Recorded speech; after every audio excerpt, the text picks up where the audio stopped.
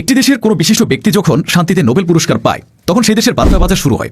কথাটা মজা করে বলা হলেও বাস্তবতা আসলে এমনই। প্রশ্ন আসতে পারে, একটা দেশের সরকার তো এতটা বোকা না, তাহলে তারা চোখের সামনে সবকিছু হতে দেয় কেন?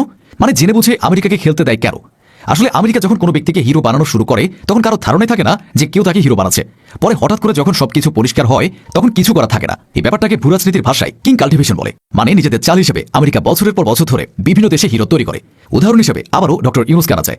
একটা সময় ডক্টর ইউনুসের সঙ্গে শেখ হাসিনার সম্পর্ক খুবই ভালো ছিল, কিন্তু ডক্টর ইউনুস নোবেল জয়ের পর থেকে হাসিনার সঙ্গে তার দূরত্ব তৈরি হয়। যখন সরকার জানতে পারে তার বিকল্প হিসেবে কাকে তৈরি করা হয়েছে ততক্ষণে অনেক দেরি হয়ে যায়। আমেরিকার সেই গুটিকে চাইলেও গ্রেফতার করা যায় না। গ্রেফতার করলে বিশ্ব মিডিয়া জোরে সোরে প্রচার করবে অমুক দেশ মানবাধিকার মানছে না।